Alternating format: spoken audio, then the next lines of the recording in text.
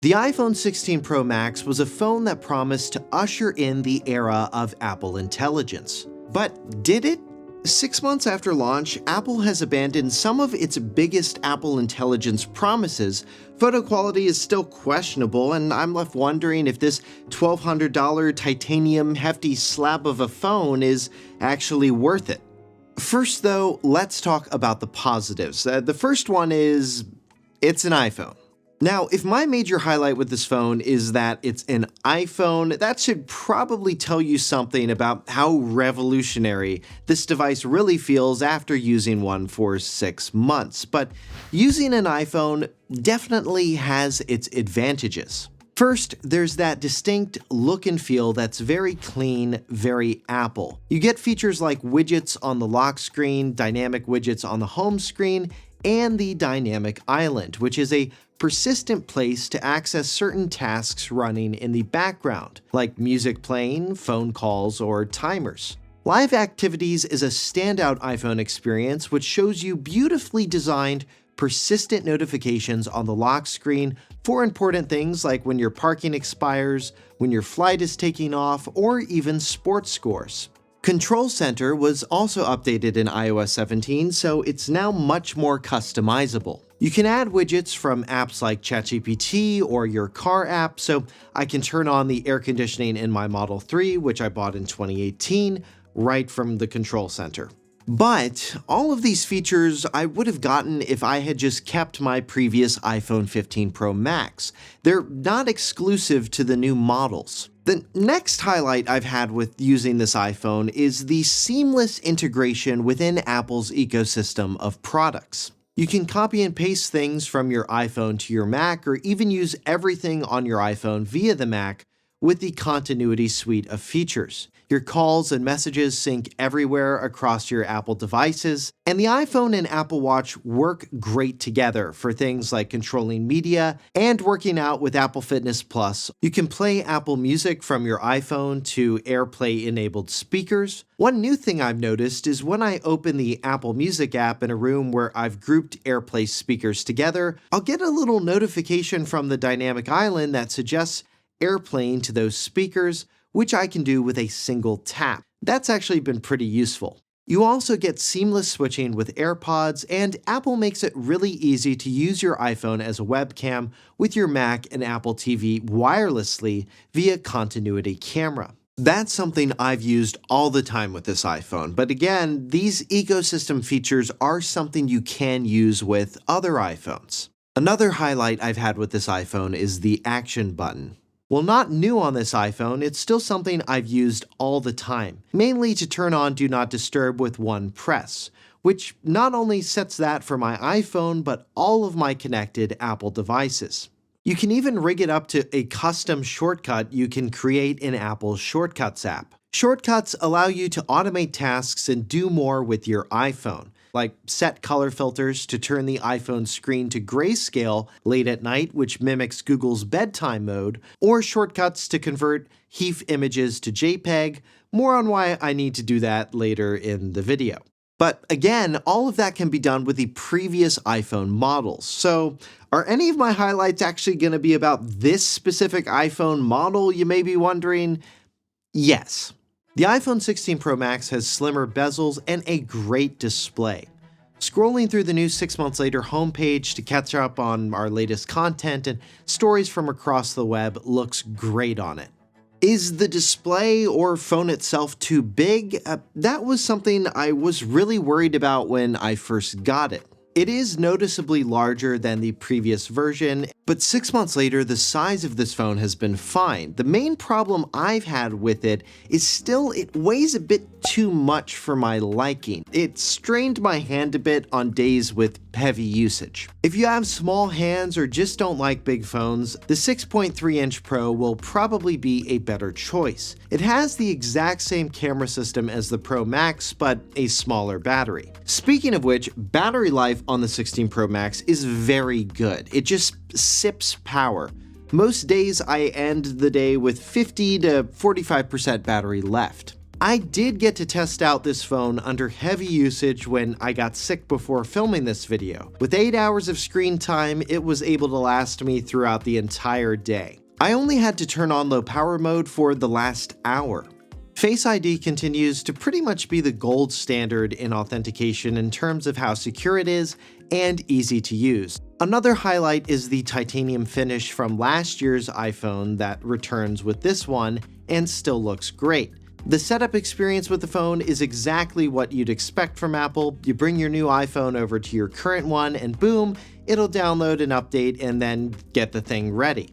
After the update downloaded though, it made me start the setup process all over again, which was a bit annoying. The iPhone and Apple Watch transfer this time was seamless. I didn't need to unpair and repair it like I had to do in years past. For data transfer from one iPhone to another, you'll definitely want to choose the iCloud option. That took like 25 minutes versus an hour trying to direct transfer from one iPhone to the other. Moving on, let's talk about mics. Apple upgraded the mics on this phone to have a lower noise floor, and overall I found them to be quite good. Here, have a listen. Alright, and this is what the onboard mics on the 16 Pro Max sound like when I'm just talking into the phone, recording in the recorder app, and then here's what it sounds like when I hold it up to my ear. Now, notice so far, I haven't even mentioned the main feature that Apple has been using to market this phone, Apple Intelligence, and there's a reason for that. When Apple Intelligence was first announced, I actually thought it was a brilliant move. Instead of just labeling all of these new features as powered by AI like every other company was doing at the time, Apple choosing to use the term Apple Intelligence made it feel like Apple was doing something different, even when these new features were in reality very similar to the competition from Google and Samsung. 6 months later, however, the term Apple Intelligence feels unmoored from its central premise, a smarter, more intelligent Siri, because the company failed to ship that. What actually shipped? Writing tools across the OS, image playgrounds, cleaning up backgrounds of photos, notification summaries, which are more funny than they are useful in my experience, priority messages in the Mail app, new animations, Genmoji, but no personalized and better Siri. Apple's Assistant has actually gotten worse in my experience. It's kicked to ChatGPT for simple questions. It's just been kind of odd. Now, disabling that ChatGPT integration did help, but Apple's Assistant definitely doesn't feel smarter. The only Apple Intelligence features I think have generally been fun and useful are the background removal feature, which Google has had forever now, Genmoji, and maybe the Apple Mail stuff if you use Apple Mail. The problem with Genmoji is not all apps will recognize the emojis that you create as actual emojis. They'll instead treat them like they're blown up giant images. The writing tools I found to be less useful than I had originally thought they'd be. They're missing explanations for why they made changes and highlighting words or phrases that could be improved like Grammarly does. 6 months later, I still find I'm using Grammarly over Apple's writing tools.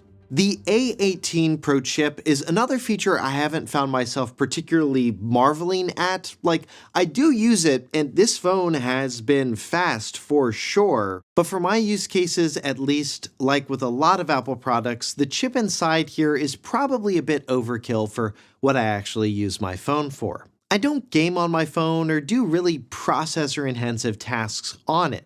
But the overall benchmarks for this chip are definitely at the top of the market, though yes, beaten out by the S25 Ultra in some respects. Moving on, one thing I always do with my iPhones, even though their design is so premium, is put them in a case for protection. Like the O-Stand 360 spin case from Torres, the original designer of the O-Stand case who sponsored this video. What makes this special is the innovative 360-degree rotating stand that Torres originally designed. It spins smoothly and locks at precise 90-degree intervals. The engineering here is impressive, with micron-sized bearings cast by a 100-ton press machine, giving it that satisfying feel. You can use this case practically everywhere. In the kitchen, following recipes, at your desk for video calls, while traveling for entertainment, and it sits perfectly on a bedside table. But versatility doesn't mean compromising on protection. The case has raised edges and corners protecting your screen and camera. Inside are 18 airbags for impact absorption, plus it's made from the same material used in ski gear. It's also fully MagSafe compatible with 18N magnets for all of your accessories, like the MagSafe charger, which can quick charge as 16 Pro Max at 20 watts. I've dropped my iPhone with this case on, and it stayed perfectly intact. The Torraz O-Stand 360 spin case is available in several colors: Obsidian Black, Clear, Titanium, and Desert Gold. Get yours today by using the link in the description. The last major feature I haven't found myself using with this phone is the camera control button. This is the other relatively new and exclusive part of the new iPhone this year. It's a button that's both a physical button that you click down on to open the camera app or take a photo if you're already in the app, but the button at the same time is also a capacitive touch button where you press down what feels like halfway, which triggers a haptic motor to respond, and you can also slide your finger across it to select and adjust certain settings. Apple did a good job with their case to actually make the capacitive touch part usable. 6 months later, have I used it? Yes, though mainly as a shortcut to get to the camera app. However, you can also set it to launch the code scanner, magnifier, Snapchat, and other supported third-party camera apps via settings, though the apps you can select are limited by Apple. Camera control button misfires do account for a good amount of my interactions with this button. Thankfully, to reduce the chances of that, you can enable a double click to open the camera with this button in Settings. Another interesting feature was added after launch for camera control, which is the ability to hold down the button and lock autofocus and exposure. But it's not something I found myself using all that much. If you press and hold down the button, it'll actually launch Apple's visual intelligence feature, something the company hasn't talked about a great deal, and I honestly forgot was even a feature before writing up this review. Alright, now let's talk about the downsides I've encountered with this iPhone. First up is photo quality. If I was picking a phone just based on its camera system, it would not be this iPhone. I don't know what's happened with Apple's camera systems, but somewhere the company just lost its way and ceded ground to rivals like Google. I can almost always tell when somebody sends me a photo that photo was taken on an iPhone because it often looks overly bright, lacks contrast, and has basically no shadows. Google's Pixel 9 Pro XL I reviewed largely delivers the experience I think people want out of a smartphone camera system, where what you shoot is close to what the thing looked like in real life. Apple tried to get around the complaints from people like me about photo quality by introducing a new photographic styles feature, where you can adjust how overprocessed your photos look before you take the photo as well as after. Doing this after the fact is the significant change. One issue with this is you'll have to have high efficiency mode turned on, so photos will save in the HEIF file format instead of JPEG, and not all programs work well with HEIF files. Like when I was selling something on eBay, for example, it would not take that format, so then I needed to convert all of the photos that I took of the products to JPEG, which was annoying. Overall, photographic styles do help me attain more of the look I want with my photos, but even with them, they don't quite get me exactly the look I want out of this camera system. Now, what about video quality? Unlike with photos, I actually think overall, the iPhone's videos are great, and unlike with a phone like the Pixel, where you get the best video quality when footage is uploaded to the cloud, processed, and downloaded back to your device with Google's Video Boost feature, with the iPhone, everything is just processed on device. Often videos actually preserve the contrast that's so often lacking in the photos taken of the same scene, especially when people are the subject. Overall, it's still one of the best phone camera systems for video, but it doesn't feel as far ahead as it once was. Another downside was the desert titanium color. It just wasn't what I expected from Apple's photos of it at all. It was way more rose gold, which some people will definitely like, but I ended up swapping mine for the natural titanium color. App login inconsistency when migrating iPhones is another slight downside. Some apps like Notion, 8 Sleep, and others I didn't have to log back into when setting up the new phone, while others like Google Calendar, Sonos, Hey Email, and many more required me to log back in. I wish Apple had a way to just universally log you back into everything. Another downside is while you can finally schedule iMessages to send at a later date, there's still no send later option for text/RCS messages, which is weird. The last major downside of this and every iPhone is the App Store. We're still stuck with Apple controlling what apps you can download to your phone. This not only restricts your freedom, but significantly impacts the business models developed around the iPhone. This is because Apple has historically taken a 30% or 15% cut of all app purchases as well as in-app purchases. Not all businesses want to give 30% of their revenue away to Apple, so they'll degrade their app experiences to avoid paying it. However, as we were filming this video, a ruling here in the US for now has made Apple loosen its grip on the App Store slightly by allowing companies to link out to other places to purchase things. So the Amazon app can finally link you out to purchase a Kindle book. This is certainly a step in the right direction, but it doesn't apply to other countries and is still less than the ideal, which would be app distribution via the web, exactly how it works on Mac. And this certainly wouldn't be worse for users as Apple would have you believe. The App Store today isn't some glistening garden safe from predatory and bad apps. The App Store is littered with games with in-app purchases and gambling-adjacent models, and then just pure gambling like slots apps. Now, yes, Google has this crap in the Play Store as well, but at least you get the freedom on Android to install apps from the web onto your device. You cannot download apps from the web to an iPhone, and in 2025, damn it, you should be able to. Also, Apple and all of these other phone manufacturers should really figure out a way to make the battery truly user replaceable. That's another thing on my wish list.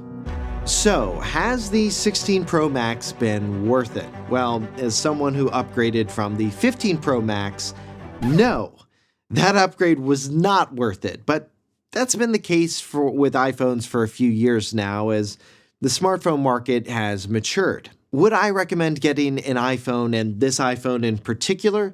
That depends on what else you're considering and how many Apple devices you have in your home. Like with a lot of other tech products, the ecosystems you're in has a lot to do with what phone you'll likely get. So if you have a bunch of Apple stuff, you're still likely going to get an iPhone. Generally though, yes, I'd recommend this iPhone. The performance and battery life are great, the display is great, though I think Apple should make further improvements to the pulse width modulation used on it for those sensitive to that dimming technology. The camera system is decent, though not as good as my Pixel 9 Pro XLs, and overall, the general vibe I have after trading in my 15 Pro for this new one is, it's basically the same phone. So, if you find a deal on a previous Pro iPhone model where you'll save a bit of money, yeah, I'd go for it. Now, if you don't have a lot of tech, aren't pressured into getting an iPhone over iMessage, which is mainly a US phenomenon, and just need a phone, then I would personally shop around and consider Android because you'll likely find a better deal on an Android phone, like the Pixel 9 Pro XL I reviewed, or I'm currently reviewing the Samsung S25 Ultra, and if you want to see my review of that, make sure you're subscribed to the channel. Now, if you decided that you want to go for an iPhone, should you go with a Pro iPhone, the regular iPhone, or the SE? The real reason I think to go for the Pro iPhones this year is the telephoto camera.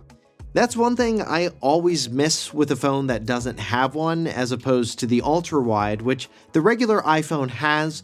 Other benefits of getting the Pro Max includes better battery life, a ProMotion display, Pro chip, which just has one more GPU core than the A18 found in the regular iPhone 16s. The ultra-wide is 48 megapixels versus 12. You get ProRes and log video recording and the Academy color encoding system. If none of that stuff's appealing, then the regular iPhone 16 and 16 Plus would likely be a good choice. And then, of course, the iPhone 16e, which replaced the iPhone SE, is just a cheaper iPhone for those who want the core iPhone experience with the latest chip, but without things like the ultra-wide camera, dynamic island, wireless charging, etc. You can check the current prices of all the iPhones and devices I mentioned in our blog post with links to additional retailers for easy comparison shopping. And you can see all the products I recommend at any time by visiting 6monthlater.net/shop. To see more of my thoughts on Apple products like my review of the Apple Watch Series 10, AirPods Max, or AirPods 4, you can click here or click here to see my reviews and comparisons of other smartphones.